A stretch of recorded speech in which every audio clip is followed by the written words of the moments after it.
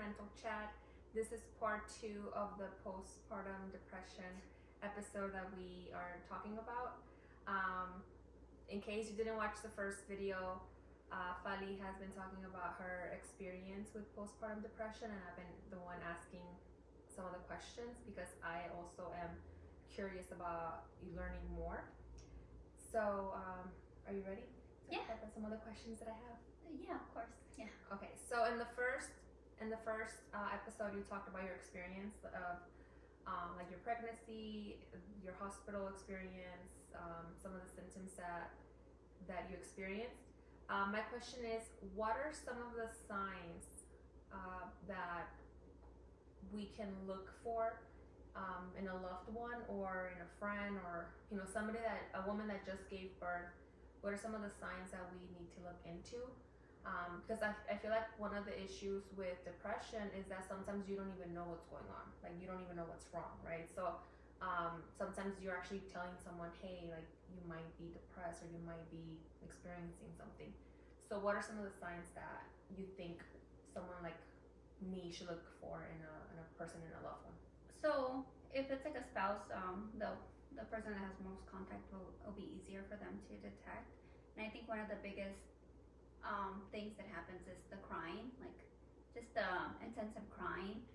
They call it the baby blues, but I think if it persists, I think in general, just if somebody is like crying a lot, even if the hormones are gonna do that to you, I think that it should be assessed. And then I think it's like the kind of whatever comes out, like just keywords that come out that seem like paranoia, because that's like you said, I was texting you and you were like, that doesn't seem right, like something's off. Like, she wouldn't have necessarily said that. It's hard because you don't know how someone is going to be. Obviously, like, you go, if you have other kids, then you get an idea. But if you don't have kids and that you go from not having kids to having kids, of course, the worrisome, the like, those kinds of things are going to be normal. So I think it's just the highlighted emotions, and then just the keywords of like, I'm not able to do this, or like just the negative talk. I think as far as me, it was a negative talk because it was just a lot of shame that I was putting out there of myself. Like, I am not doing enough. I'm not doing enough. My baby doesn't love me. Like, like I am a bad mom. Like, the shame. I think that a lot of the shame can happen, and also like being like the scared. I really don't know how it would be if someone was doing because of like the postpartum, like sometimes they say they want to hurt their kids. Mm-hmm. So I don't know if it comes out, Yeah, or if it's just internal. So maybe just how someone looks, like just take care. If they're not taking care of themselves, I think that would be a good aspect. If they're not drinking water, eating. I will say this. I think I remember in one of our conversations when we were really struggling. I think it had to be like a month after. I was in my car and we were talking, and I think I did ask you. Because you were being kind of paranoid, and so I got worried. And I don't know if you remember, but I think I asked you, like, so you don't feel like harming yourself or Neo? And you're like, no, it has nothing to do. If anything, you feel like you're not doing enough. Yeah. So it was the opposite. So I think once I heard that, I was like, oh, okay, like at least Neo's not at risk, because I think that those are questions that you should be asking sometimes. Yes. Like, and I feel like there's this taboo, like you don't ask that, but you have to, especially if the person's struggling. I'd rather you be mad at me for asking you that question than for something to happen and I didn't see the signs. And the parent feeling that way and saying that's not the parent. Mm-hmm. That's the postpartum depression. Mm-hmm. The postpartum depression makes you think crazy thoughts. Like, you're basically hijacked. You're no longer your own person. You've been hijacked with postpartum, and whatever you're feeling is not true. Like, mm-hmm. So yes, me thinking of harming my baby, that's not me, that's my postpartum. Yeah. And I just looked up how long does it usually take for baby blues to last. It says most people experience baby blues 2 to 3 days after the baby is born, but it can last up to 2 weeks. So I think that's what you were talking about, that it is normal for your hormones to be kind of out of whack, but after that time, it's a red flag. So the thing that upsets me with that is I was just always told that when I was feeling the 2 weeks and I didn't get the proper care because they're saying you're still within your 2 weeks. It kind of reminds me of you have a missing child and they're like, we're not going to look into 24 hours because the child, you have to give it time. You have to give it time. And I'm like, the more time you give it, the more riskier it takes. Yeah. So I have no control of how the system works, but you can be, it doesn't hurt to get a therapist even though you're fine. It doesn't. It does not hurt to seek someone and say, hey, you know what? This could be baby blues, but I'm going to make you an appointment with a psychiatric care, either just in case, the day after your 2 weeks. Because it doesn't do anything. It does not do anything. If you're still feeling sick, you get the care. And I think that's what upsets me, because all I was told that I had the baby blues, but I didn't. I was still upset even after that time, and I had to wait a whole month out. And I think something that I've learned, and I know we've shared it in, I think, our first or second video, is that unfortunately you have to advocate for yourself. It shouldn't be that way, but you really do have to advocate for yourself. But I think it's very difficult to advocate for yourself when you don't know what's wrong. So it's important to have these conversations, because once you are experiencing these symptoms, it can kind of click and be like, maybe I am, going through depression, postpartum depression. Let me get help. And you advocate for yourself. And your gynecologist can prescribe psychiatric medication when you're going through postpartum, which is something that I should have just done right away, but I didn't, because I was like, I want to breastfeed, I want to do this. You can get psychiatric care from your gynecologist before your appointment. That's a good thing to know. Yeah, because she could have prescribed me sertraline, and I just didn't want to do it because I was still at the whole, and that was a whole like, oh, you could have the baby blues. So it's, yes, they eventually that's what ended up happening, but it could happen way sooner. So would you say, like, let's say right now I just gave birth and it's been, the 2 weeks and I'm experiencing symptoms.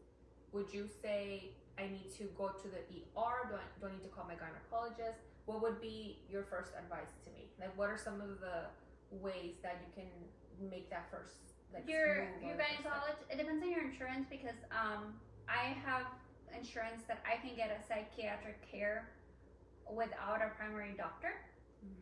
Sometimes that doesn't work that way. You need a referral to get psychiatric care. So then I would tell you to go to either a primary doctor or your gynecologist to get a referral and make an appointment right away. If you do have insurance that you're able to just seek out, I would tell you to seek out that psychiatric care right away. It's just like getting, and then also you could go to your gynecologist and like prescribe medication, or they can what have you, but they don't have, it just takes time and it just sucks. And a lot of the things, the urgent care was really beneficial too. So that helped me out a lot, because they prescribe you medication right away and they get you the help.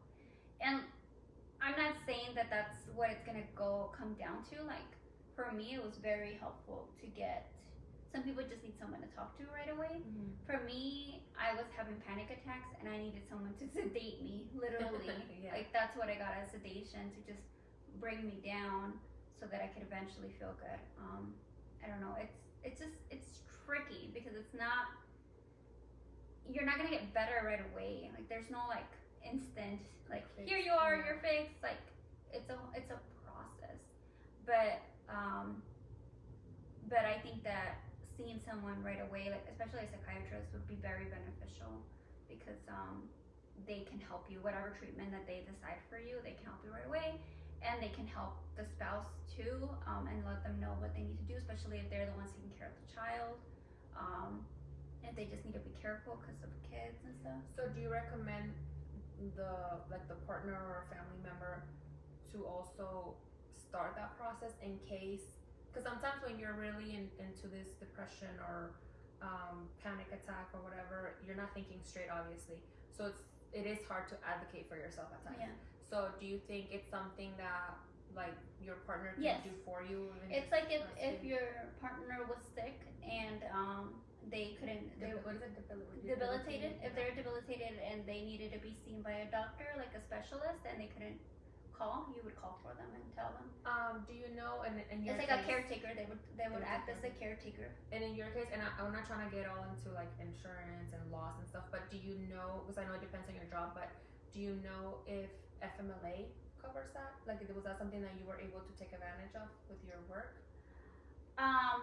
Yes, they could have done something, a certain accommodation. Yeah, so that's something also you could do, because I already had FMLA because of having the child, but they could have reviewed it, and it really would depend on your doctor. Your doctor would tell you what you qualify for and if you need more time with the child, because I think that is a thing. Like if you, because a lot of people, they get postpartum where they can't be separated from their child. Because it's an attachment. It's an attachment. Yes. So they can have FMLA, which would extend their FMLA like time off with maternity leave because of that. But it would just need to be approved by your doctor. So that would be done by your psychiatric care. Okay. So my other question for you, and this is more of more related to just motherhood in general. What about friendship and like your friends? Because this is something that I it's not that it's a struggle, but I do have a hard time figuring out my place in my friends' like new lives, because it's a new life that you're starting. So like my friends that have babies or they have multiple kids and I don't have kids, sometimes I don't know how to help or how to be there because I don't know what boundaries I'm crossing, and I know I can ask you and that's, you know, you would tell me excuse me, but I think that sometimes it goes back to that mom guilt or that mom shame that you don't want to ask for help, so then it could be hard for those friends to figure out how to be there. So what would your advice be for someone like me that, you know, sometimes we struggle to be there for our friends or are not sure how we can help? I think the biggest thing for me is not to take things personally, because a lot of the times friendships are like, oh, she hasn't texted me back, or she hasn't called me, or all she does is talk about her kid. Like, I have a life too. I'm busy too. Yeah. It's such a life altering, like, you know, like chaotic, especially at the first few months. So your expectations have to be very low for your mom, and then mom friend. And I think that, just being there, checking in all the time. Like, I don't think, even if you don't get a text back, I think a check-in is just enough. If you can come in and see the baby, like, come help, bring them coffee, being there. You have to, it sucks, but during the first year, you have to be more accommodating than they are, because they don't have the capability or to be there. Yeah. They're not going to be able to, like, get out of their way. It's so hard to get your baby, get a sitter, basically it sucks, but yes, your friend, you have to prioritize your friend's time over yours if you want to have a connection, because you can't, it's harder on them. Like, I know, like, I couldn't be there for you if I wanted to. Like, I could try, like text you or what have you, but if I really wanted to be there for you, I couldn't. I was already juggling way too much with my life. And I think sometimes it's also, you don't want to. Like, sometimes, you know, like, you just had a baby, you want to spend time with your baby, and that's okay. It's okay to understand that, like, your friend is adjusting to this new lifestyle, and it's something, like something personal. My friend didn't make my birthday. She didn't come to my birthday thing, and I went to her baby shower, and it's like, your friend probably forgot because she had a mom brain, or is busy, or simply didn't have the energy. Oh my god, especially the first few months when you're not sleeping through the night. I have mom friends that still don't sleep through the night.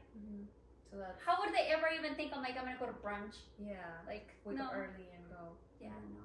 So it's that kind of thing. So just checking in and being there, it's so hard, and I kind of feel bad now that I'm a mom, because I'm like, oh my god, I should have been there.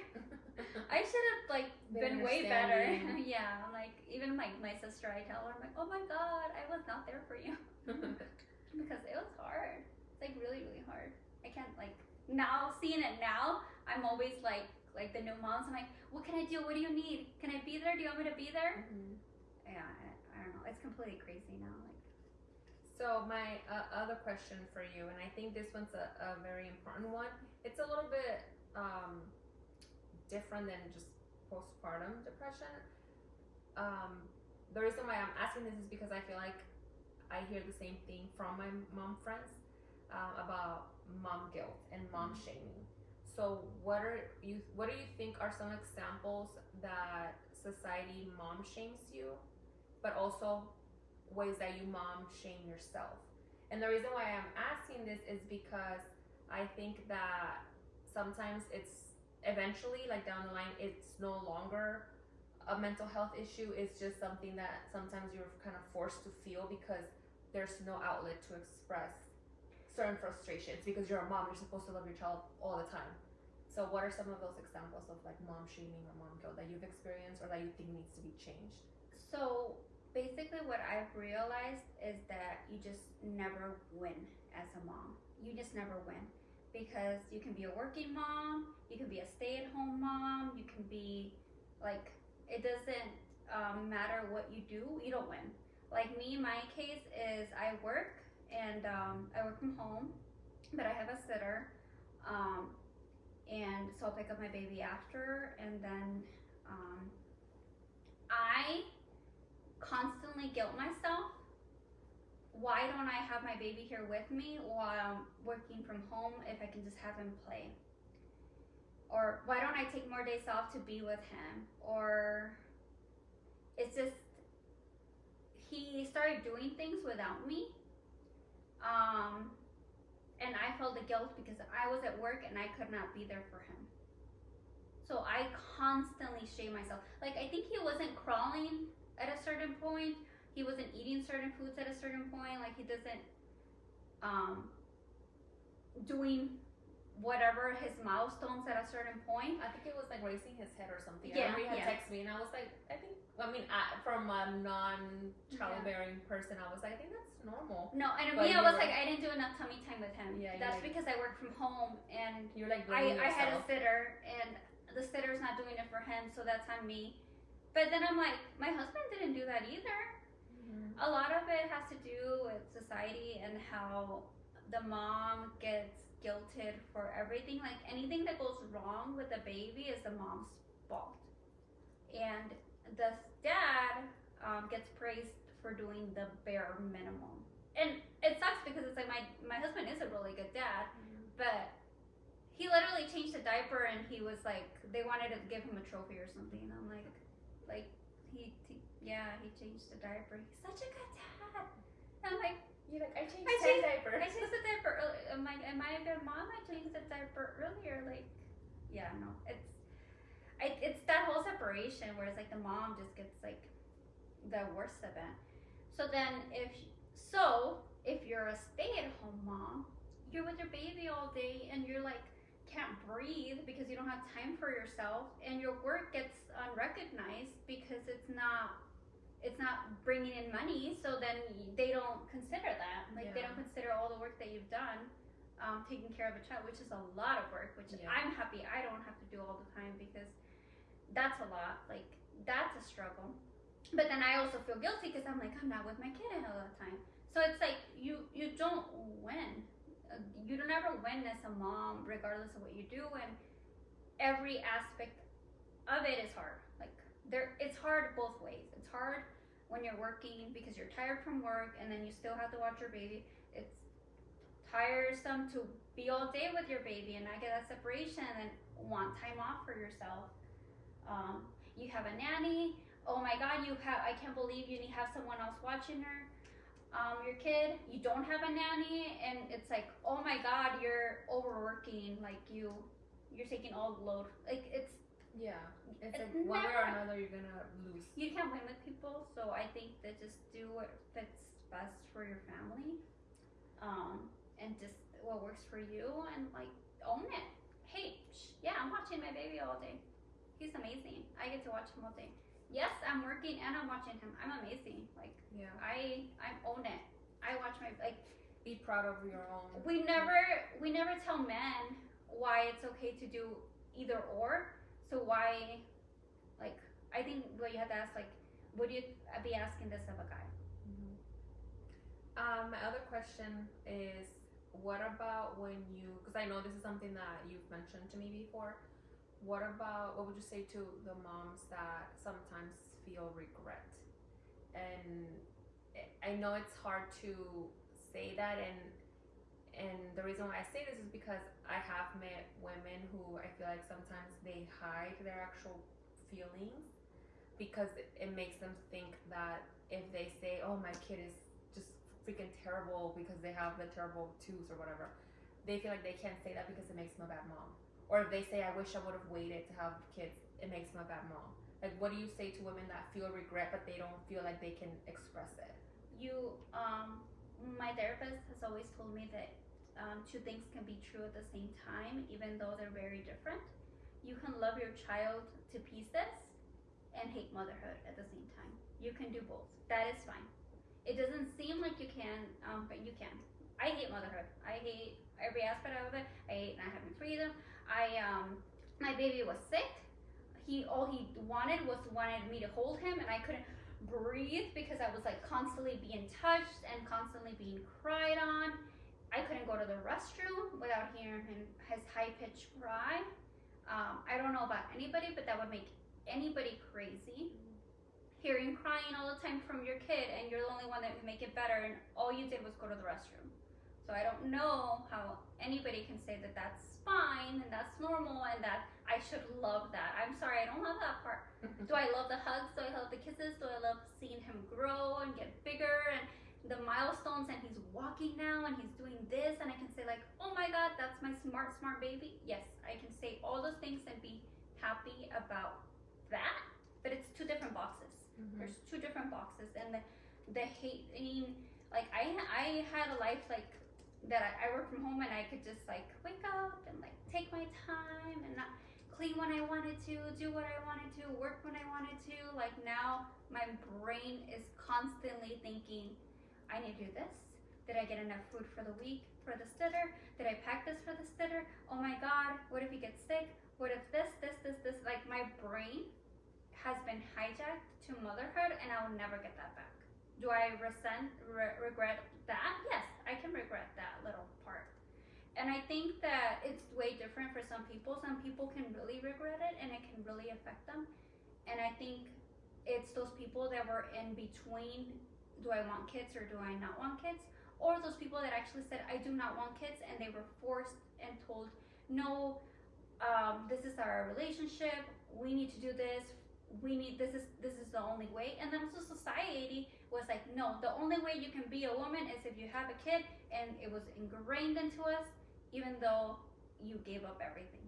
Or what I'm kind of dealing with now is that you're running out of time, right? You're running out of time. You have to have kids now. Yeah, and then it's no, the running out of time is that whole life change. So whenever you decide that that's what you want, that's your decision, that I'm gonna step into this new life, the new role, and it's never gonna be the same, and I can't go back. And it's there's really good stuff about it, but there's also like the crappy part that people don't talk about. And I always hear the but, like I'll ask like moms like, oh, how's it going? He's like, oh, he's not sleeping through the night. And I'm like, oh my God. And he's like, but it's fine. Like, us moms are so good. We're so powerful. We can do anything. We're the best. And I'm like, you're not sleeping through the night? That fucking sucks. Yeah. It fucking sucks. You say it fucking sucks. I hate it. I wish I didn't have sleep. I wish I could sleep through the night. I wish I had that. They can't say it. They can't even tell you. They can't even tell you how they feel, because we have to shame them and tell them, oh, he doesn't love his kid. He wishes he didn't have his kid because he doesn't want to. No, I wish I could sleep through the night and have my kid. Yeah. I wish I could have both. Yeah. So it's like being able to express how you really feel. Yeah. But also understand that you love your child. Yeah, you're never gonna not love your child, but you're gonna hate motherhood. You're gonna hate not sleeping through the night. What do you mean? Do you think that if, like, in retrospect, when you were growing up, or even like 10 years ago, if you had these conversations with women who have kids, and they would have been honest about it, like women in your life, whether it's friends, your aunts, coworkers, whoever, and they actually were honest, like, having kids is so difficult, motherhood is so difficult. Yes, I love my children, but your life is gonna change because of this and this and that, and all these examples. Do you think you would have viewed motherhood now differently? So the thing is, with me, I did have that, and that's why I waited so long, because I did have that. And now I'm being told you so, told you it's gonna suck, told you it's miserable, told you you're not gonna get any sleep. And I'm like, where is the support? Where is the love? Like, I'm not here to tell anybody, I told you you're gonna lose all the sleep, you're gonna have all this. That's not what I'm saying. I'm just saying it is hard, and this is where you're gonna feel. But it's not to refrain anybody, like, to not have kids. It's to let them know that this is gonna happen. But we should support each other. We should be there for each other. Like, hey, that mom friend didn't get any sleep, who chose to have kids, didn't get any sleep, but she's still your mom friend. So maybe you should, like, take her some coffee or be there for her. Text her, hey, how can I help you? What have you? Like, we stop supporting women and telling them, we tell them you need to have kids, and then once they do, we tell, told you so, this is what's gonna happen to you, it sucks, and we're not there for them. And that's fucked up. Like, that, I don't understand that. Like, we should be a support system. I think that people who don't want kids shouldn't have kids. I think people who want kids should have kids, and I think we should all get along and be there for each other. And it's like, hey, I'm gonna still be there for you. I am happy for you. You don't get any. You get to sleep in and do all this stuff because that was your choice. And then the people who don't, like, how can I be there for you? Like, I want to be that friend that I am here for both moms. Do you think that also applies to men, like the fathers? Because I know that's something that I'm kind of beginning to hear more about. I know you made a comment about, like, your husband will get praised over one little thing, but I think the fathers that are heavily involved, sometimes they feel like they don't get the recognition. Do you think that's an actual, like, issue, or something that maybe some of that mom guilt should be put on the fathers or the partner? So I think the issue is that society makes it that the woman has to support and, like, get the load, that even in jobs, when the dad does take time off for the kid, it's being shamed on. So there is no support for the men to help because they are shamed if they take on the load. Oh, you stayed, your wife's out and you're watching the kid? Yeah. Why is that not, like, or you're why taking, isn't she doing her job? Yes. Or you're taking time off? Why isn't she taking time off? Like, that needs to change. We need to do better on both sides. Men and women need to do better, like, where it's both. Oh yeah, I'm taking time off to watch my sick kid because that's my kid that I'm watching. I'm not taking the load from her. I am taking the load on my kid. Yeah. You're not babysitting your own that's kid. Your child. Yes. Yeah. You also not gave birth, but you made that child. Yes, that was a decision that was on two people, and it should be like granted that it's both people taking the load. Like, it should never. There shouldn't be one person that says that that's the primary only caregiver. Like, that, it needs to change, and it starts with everybody, how everybody views how parents do it. And be accountable for men. Be accountable for men to do. Do you think your husband changed his mentality a little bit after seeing what you went through after your pregnancy and, like, with the postpartum depression? So the reason why I chose to have a kid with my husband was because I knew he always was the caretaking type, and I always knew that he was gonna be there and he was gonna take on the load and do everything. Like, I never doubted that he was not gonna be on the load. I always knew. I'm like, yeah, we're both having a kid, not I'm having a kid. I always knew that he was gonna do it, and he's always been very good with taking care, like when we started with Morena, like we both took on the responsibility of her. So I think society doesn't play that around us, and that's the hard part, because society doesn't give like that look, and that kind of messes with it. But no, he's like we both watch our baby. I feel like I take on more, but the reason why it's my fault, because I have that societal view. I have so much shame on myself. Like you're still working through that. I'm still working through that through therapy. Like that's something that I'm doing through therapy. Like that I need to take that away from how I view myself as like a person in general, and then as a mom. Like I don't need to be a super mom. Like I am enough. You do enough. Yeah. Is there anything else you'd like to add before we finish our video? I really appreciate all the good information you shared, because some of this, like I said, it was also for me, because I feel like I need to be better and like learn more about how to handle certain situations. I think just in general, like we need to be, and I luckily have so many mom friends that I like reach out to, and like even like just telling them, hey, my baby's sick, and I'm like, oh my god, I get it. And it's platforms, and you hear so many things, and it's just, I think as a society, hopefully things get better. I hope we get childcare expenses paid. I hope we get like support. Like I hope moms can just take, or women can just take trips, and like there's like more equal balance on taking care of the children. Like I don't know, I hope things just get better, and I feel like they are in generations, because women are stepping up and saying, hey, no, it shouldn't just be on me. They're being more honest. They're being more honest. Like this shouldn't all just last on me. Like this is a lot, and it has changed. I see it on TikTok all the time. Like women are like, hey, this isn't okay. Like we need to be better, and it's just really hard. Women, like motherhood's really hard, and I don't know how to take that away. Like but it's like also like we should be able to see both things, both sides, and just like be able to like it's okay if you're not you don't appreciate certain things about motherhood. Like you shouldn't. Like the more you talk about, that's why we wanted to have this conversation, aside from just the postpartum depression of it, and also just like a little bit of motherhood, because I think how we talk about mental health in general, the more you talk about it, the more you normalize it, the more it becomes just something that is, instead of having a taboo behind it. Yeah. So I appreciate you being so vulnerable. I know it's been a hard year or so, but you've done it.